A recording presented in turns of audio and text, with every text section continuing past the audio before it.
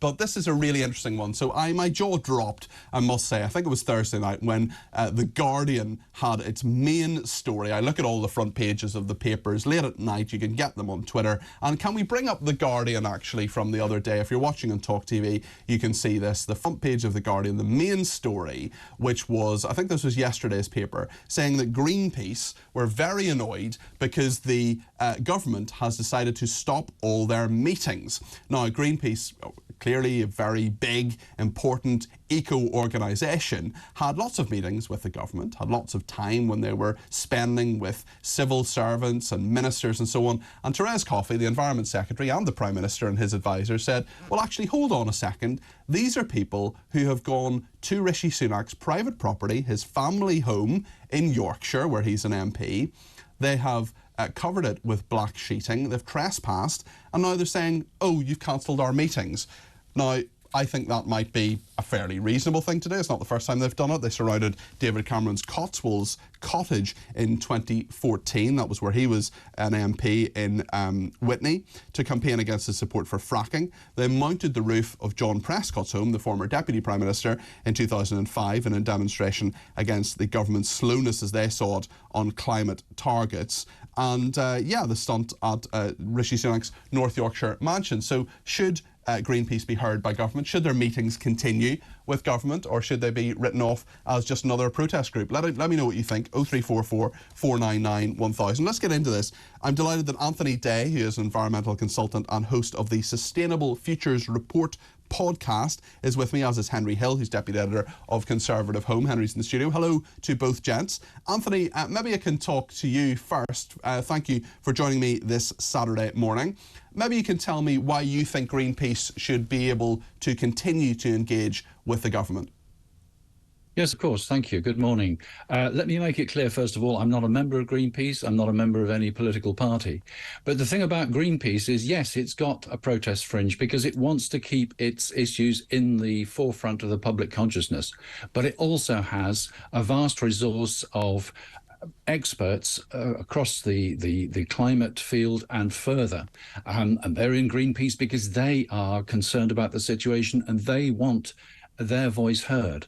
So by turning its back on Greenpeace, the government is turning its back on a significant resource of expertise about the whole climate and environment issues.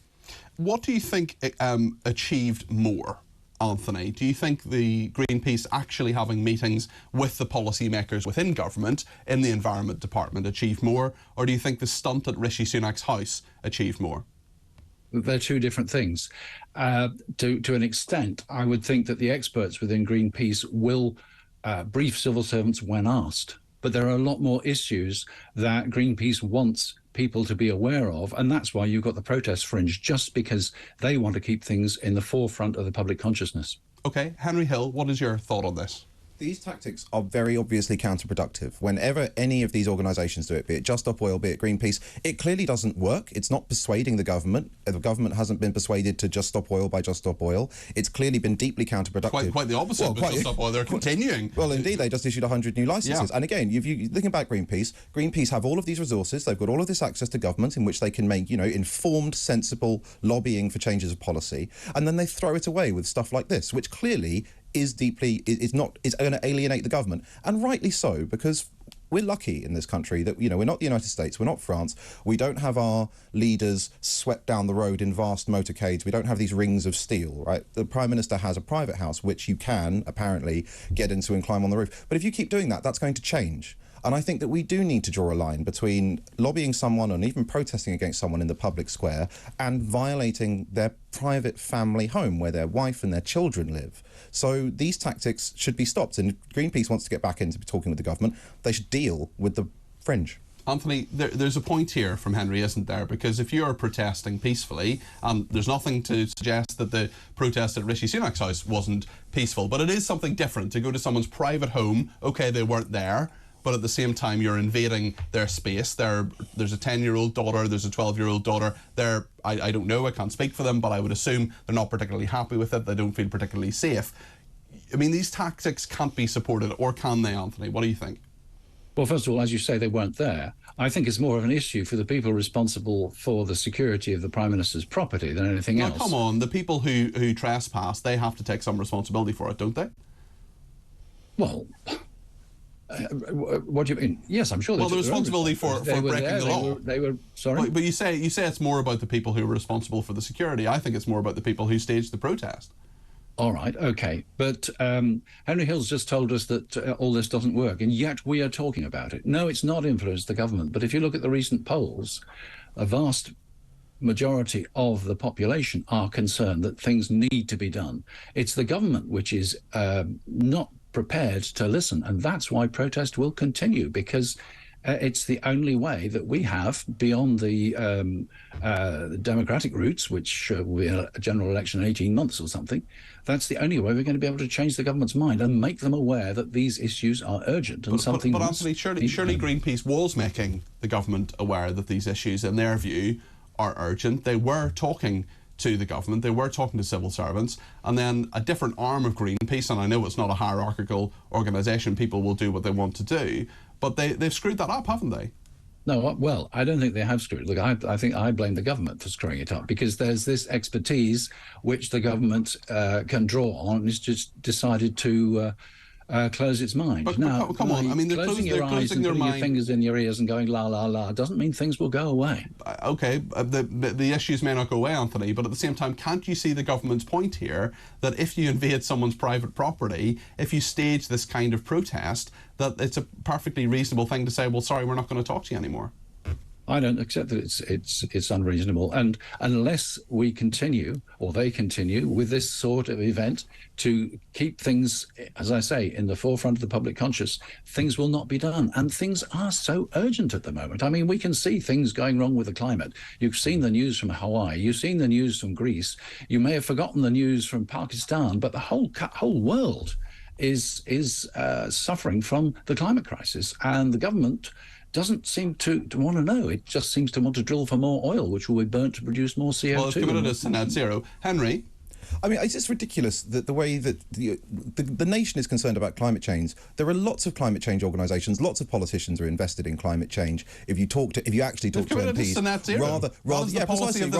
rather than the caricature of MPs. So the idea that the only reason that the green agenda is on the thing at all is because some people broke into some houses is just it's the most sort of self-indulgence and narcissism on the part of the people who just want to do this kind of stunt, regardless of how much it sets the cause back. It's also not the case that Greenpeace is the only environmental organisation, right? There is a difference between shutting out Greenpeace because Greenpeace has engaged in unacceptable tactics and closing your eyes to the green message, right? There's lots of other organisations and expertise the government can draw on. The Prime Minister has only recently resisted pressure to push back the 2030 ban on the sale of new petrol and diesel cars.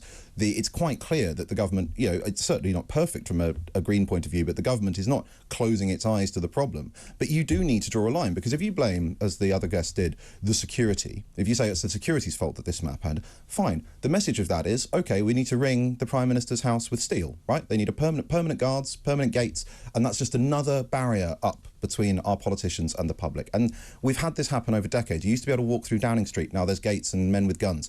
And every little... Well, it was partially due to the IRA having a mortar attack. No, I mean, it's not about peaceful protest. No, but I'm just saying that I wasn't blaming that on Greenpeace. No, but sure. I'm just saying that over the past few decades, and now Parliament is ringed with steel. Again, that was about terrorism, but all of this stuff just adds a little bit of distance between politicians and the public, and we don't want that to happen. I want the Prime Minister to have an unguarded private home in this country, but that does mean engaging responsibly with the right to protest, doing it where it's appropriate, but not breaking into something where somebody's wife and children live, where they're now going to feel insecure.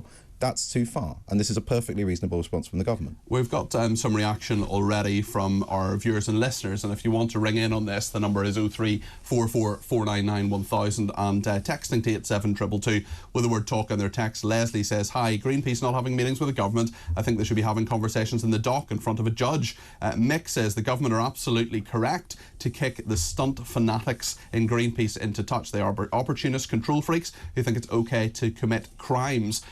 Anthony, what do you make of what Henry and our texters have said? Well, the fact that, or the suggestion that the Greenpeace activists should appear in the dock, they're ready to do that. So is the Just Stop Oil people, because they are so passionately committed to getting this issue fully on the agenda. Yes, there are lots of other green organisations. Yes, the government is working on parts of it, but it's also working totally against it by licensing all these new oil and gas fields. Well, Just Stop Oil have, Anthony, you're saying they're effective in their protests, and you're saying they're all definitely very dedicated, there's no doubt about that. But actually the government is not listening to them because probably, at least in part anyway, because of what they're doing, because of the vandalism that they go up to, because of the law breaking they do. And actually, what I would argue, as someone who used to work in government, that having a reasonable conversation in those kind of meetings that Greenpeace was having and saying this is what we want you to do is actually a much more effective way of influencing government, by having a conversation rather than shouting at it and vandalising their buildings like Just Stop Oil do, for example. Yes, but they do that because they're not being heard and things are not. But they were being heard. They were. I mean, the Green lobby was being listened to. Greenpeace was having meetings, and because of the stunts, they're now not being heard. So they're their own worst enemy, are they not, Anthony? But if the government is saying, right, we accept what you're saying, but because of the way that you promote what you're saying, we're not going to do anything about it, I think that's reckless and irresponsible. Henry, you're chomping at the bit. Well, it's also the case that, there's variations in the Green movement, and Just Stop Oil's demands are absurd. When you say they're not being heard, their demand for absolutely no oil and gas licences, one, there's going to be a transition. We're not ready to do a straight flip to tomorrow. Two, if we're going to be burning oil and gas, which we will be for some decades yet, it might as well be British oil and gas. Third, even after we've transitioned to green energy, we're still going to need oil for plastics, which civilization is going to need forever. So Just Stop Oil, it's a very catchy slogan. It's an absolutely demented policy, and I think it's important to distinguish between a government that is engaging reasonably with the reasonable elements of the green movement to make a transition towards a clean energy and a green economy, and these people who have an absurd demand, which they back up with these self-indulgent tactics, which they know will never be met, and that just gives them an excuse to keep pulling these stunts. These tactics are too far, are they not, Anthony? No, I don't think they are too far. And I don't think just to be clear, Anthony, sorry, you think it's okay to vandalise government buildings, and do you think it's okay to trespass on someone's property in a home where their children live? Okay, they weren't there, but what's going to be going through those children's minds about people coming to invade their home? I mean, why is that okay? Because the greater issue is so great. The greater issue is that if climate change, or as climate change gets worse, it's going to affect every single one of us. It's going to affect every single one of us as agriculture fails. I mean, we haven't seen the effects of this summer's extremes, but the signs are that crops in the UK are going to be down because of the climate change-induced bad weather. And, of course, across Europe, where you've had a really mild summer. What's the climate change-induced bad weather? It's been a really mild summer. Well, we had drought in June and we had floods in July. We did not have our ideal growing conditions, and of course in the south of the Mediterranean, crops there have been affected by the extreme temperatures. Tanya says, "Hi Peter." I mean, these are the sorts of things going to affect us all. Tanya says, hi Peter, you should have pulled up on your guest. The fires in Greece were arson. The fires in Pakistan always happen. Fires in Hawaii were exacerbated by the woeful fire service and an alarm that didn't go off. The world is not burning. He should stop the catastrophizing, says Tanya. What do you make of that, Anthony? Well, yes, arson can start a fire, but if drought has made everything incredibly dry, then the fire is going to get much worse. If you have unseasonable hurricane winds, as you do in Hawaii, whether the fire is started by arson or by lightning strikes, then the climate conditions make it that much worse.